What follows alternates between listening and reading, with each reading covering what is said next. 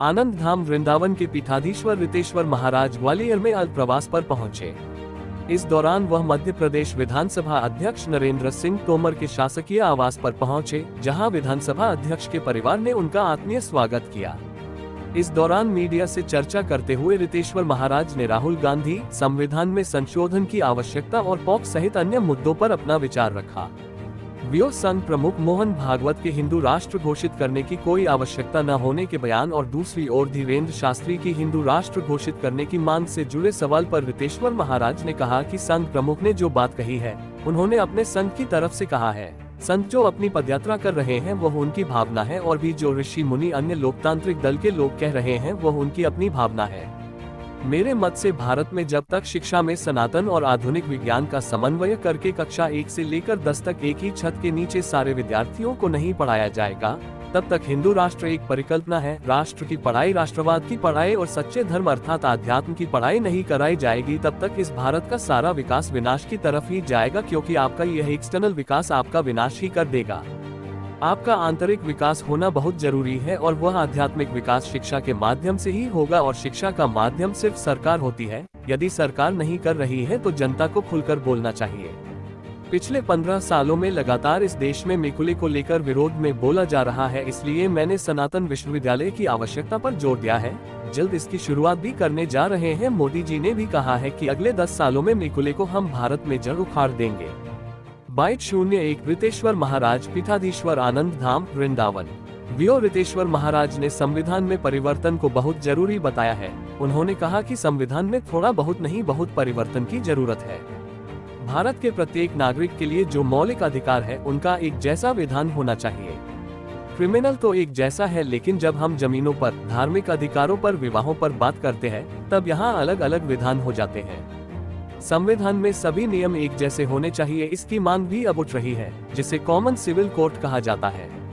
यदि यह आता है तो डेमोग्राफी जरूर बदलेगी। मोदी जी ने भी लाल किले के प्राचीर से कहा है कि भारत की डेमोग्राफी बदल रही है। अगर हमारे पास संविधान होता तो इस तरह की दिल्ली घुसपैठ नहीं होती। हम लचक कानून के कारण इस देश को एक रखने में असफल हो रहे हैं। भारतीय अनुच्छेद में इतने छेद हैं जहां बचने के बहुत रास्ते हैं। आप कुछ भी करो, आप बच जाते हो। दुबई और सिंगापुर में क्यों नहीं होता? क्योंकि यहाँ कठोर कानून है। हमें भी कठोर कानून की मांग करना चाहिए, वरना भारत को बचाना बहुत कठिन है। भारत के टुकड़े होना भी निश्चित है। आप सबको मैं वृंदावन एक बार आमंत्रित करता हूँ। आप नाराज न हो, आपके प्रश्न का उत्तर मैंने दे ही दिया कि अगर मैं कुछ बोलूँ तो पक्ष में, न बोलूँ तो पक्ष में, तो फिर ट्रोल, दोनों तरफ ट्रोल टीम बैठी है ना।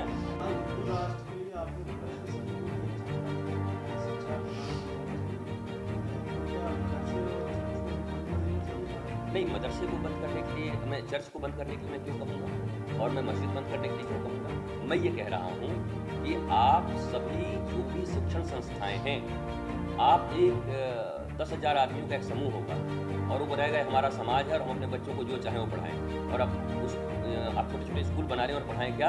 और अब भारत को एक दिन टुकड़े टुकड़े करना है, भारत को बर्बाद करना है, भारत में हमारा कोई नहीं है।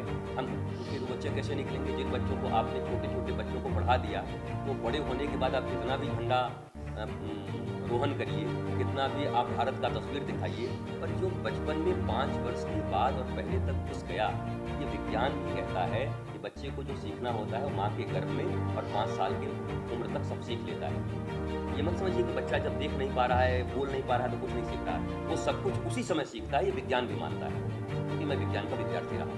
तो वैसी स्थिति में जब आप अपने छोटे छोटे बच्चों को भारत के प्रति प्रेम नहीं सिखा रहे हैं, यहाँ रह रहे लोगों के प्रति ये नहीं सिखा रहे हैं कि हम भारत के रह रहे 140 करोड़ लोग ही सनातनी हैं, क्योंकि सनातन एक संस्कृति है।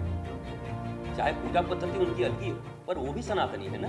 और फिर आप तो जानते ही हैं कि 10 पूर्वज पहले उनके पिताजी दादाजी कौन थे, सब तो वही हैं। तो ये बात उनको बताना चाहिए वहाँ पर कि हम लोग नहीं पढ़ाई जाती ना। अगर पढ़ाई जाती तो ऐसा कैसे होता? आसाम में आप देख रहे हैं, आसाम के चीफ मिनिस्टर ने इसके लिए कुछ काम किया है। हमारे योगी आदित्यनाथ जी भी काम कर रहे हैं। यहाँ भी कुछ हो रहा है कि नहीं मुझे पता नहीं, मैं पता करूँगा। मध्य प्रदेश 2 दिन के बाद आया, देखूंगा। तो जो सत्य है, सत्य डंके की चोट पर कहना चाहिए, और असत्य के साथ खड़ा नहीं होना चाहिए। संघ के प्रमुख ने जो बात कही उन्होंने अपने संगठन की तरफ से कहा है। संघ जो अपनी पदयात्रा कर रहे हैं वो उनकी भावना है, और भी ऋषि मुनि अन्य लोकतांत्रिक दल के जो लोग कहते हैं उनकी भावना है। मेरे मत से भारत में जब तक शिक्षा में सनातन और आधुनिक विज्ञान का समन्वय करके कक्षा 1 से लेकर 10 तक एक ही छत के नीचे अगर सारे विद्यार्थियों को नहीं पढ़ाया गया, राष्ट्र की पढ़ाई, राष्ट्रवाद की पढ़ाई और सच्चे धर्म अर्थात आध्यात्म की पढ़ाई कि मैं कौन, तब तक इस भारत का सारा विकास विनाश की तरफ ही जाएगा। क्योंकि आपका ये एक्सटर्नल विकास एक दिन आपका विनाश कर ही देगा। आपका आंतरिक विकास होना जरूरी है, और वो आध्यात्मिक विकास शिक्षा के माध्यम से होगा। और शिक्षा का माध्यम कौन है? सरकार ही तो परिवर्तित कर सकती है। सरकार अगर नहीं कर रही है तो जनता को जागरूक होकर के उनको बोलना चाहिए। मुझे बहुत खुशी है कि पिछले 15 वर्षों से लगातार अगर इस देश में कोई एक संत मैकोले के विरुद्ध बोलता रहा और लगातार बोलता रहा, इसलिए मैंने सनातन विश्वविद्यालय के निर्माण की बात कही और हम जल्दी उसका शिलान्यास करने वाले हैं। और अब प्रधानमंत्री जी ने 2-3 दिन पहले कहा है कि अगले 10 सालों में मैकोले को हम जड़ से उखाड़ देंगे भारत से।